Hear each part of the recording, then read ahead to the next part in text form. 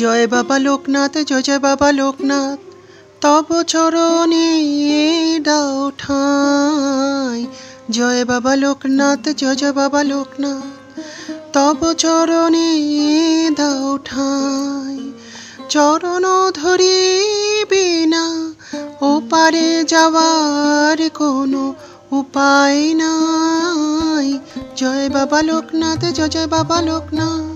নমস্কার বন্ধুরা, আপনাদেরকে স্বাগত আমার এই চ্যানেল স্পিরিচুয়াল আধ্যাত্মিক ব্লগে। যারা আমার চ্যানেলে নতুন বন্ধু, সেই সব বন্ধুদের উদ্দেশ্যে বলছি, যদি আপনাদের আমার এই চ্যানেলটি ভালো লেগে থাকে তো প্লিজ লাইক, শেয়ার, সাবস্ক্রাইব করার রিকোয়েস্ট রইল। 1730 খ্রিস্টাব্দে 31শে অগস্ট কৃষ্ণ জন্মাষ্টমীর দিনে একটি ব্রাহ্মণ পরিবারে জন্মগ্রহণ করেন ত্রিকালদর্শী বাবা লোকনাথ ব্রহ্মচারী। বাল্য বয়সেই ব্রহ্মচর্য গ্রহণ করেছিলেন বাবা। তিনি ও তার এক বন্ধু বেনি মাধব। তাদের গুরু ছিলেন ভগবানচন্দ্র গঙ্গোপাধ্যায়। পরবর্তীকালে নিজের গুরুর হাত ধরে বন্ধু বেনি মাধবকে সঙ্গে নিয়ে ব্রহ্মচর্য পালনের জন্য বনে গমন করেছিলেন বাবা লোকনাথ। নিজের গুরুর আশীর্বাদে হিমালয় পর্বতের গুহায় 100 বছর তপস্যা করে ঈশ্বরের দর্শন পান এবং তিনি সিদ্ধিলাভ করেন। বাবা লোকনাথ ছিলেন ত্রিকালদর্শী। বাবা লোকনাথ তার গুরুর সঙ্গে সংসারের সমস্ত মোহ মায়া কাটিয়ে যখন বেরিয়ে পড়েন, তখন তিনি নানা ব্রত পালন করতেন এবং হিমালয়ের চারিদিকে বরফের মধ্যে বসে সাধনায় ব্রতী হন।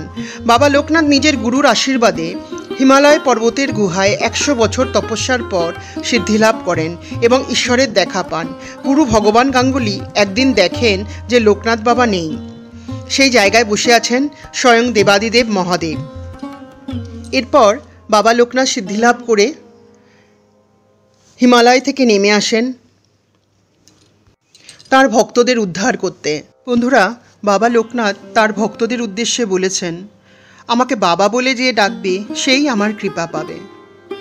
বাবা লোকনাথ আরও বলেছেন, আমার কৃপা চারিদিকে ছড়িয়ে রয়েছে, তোরা সবাই আমার কাছে এসে আমায় বাবা বলে নিয়ে যা, সমস্ত কৃপা নিয়ে যা। বাবা লোকনাথ তার ভক্তদের উদ্দেশ্যে বলেছেন, রণে বনে জলে জঙ্গলে যখনই বিপদে পড়িবি আমায় স্মরণ করিবি, আমি আসবই আসব। বাবা লোকনাথের এই বিশ্বাস আমার মতো আমার অনেক শ্রোতা বন্ধুরাও আশা করি পেয়েছেন। মন প্রাণ দিয়ে বাবাকে ডাকলে বাবা সাড়া দেনই দেন, কারণ বাবা লোকনাথ বলেই গিয়েছেন তার অমৃত বাণীতে, আমার বিনাশ নেই, আমার শ্রাদ্ধও নেই, আমি নিত্য পদার্থ, অর্থাৎ এই আমি হলাম গীতায় বর্ণিত পরমাত্মা। মানে বাবা নিজেই বলেছেন তিনি হলেন স্বয়ং ভগবান, যার ব্যাখ্যা হয় না। হ্যাঁ বন্ধুরা, ভগবান লোকনাথ ব্রহ্মচারীর বিনাশ নেই, তিনি নিত্য তার ভক্তদের কল্যাণের জন্য সদা সর্বদা জাগরিত থাকেন এই মত্তভূমিতে, ভক্তদের বাবা ডাক শোনার জন্য, তাদের কৃপা করার জন্য। বাবা লোকনাথ ছিলেন, আছেন এবং থাকবেন তার ভক্তদের মাঝখানে সদা সর্বদা।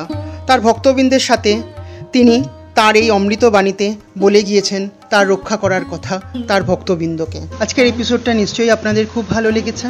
তো ভালো লেগে থাকলে সাবস্ক্রাইব করার রিকোয়েস্ট রইল। নমস্কার।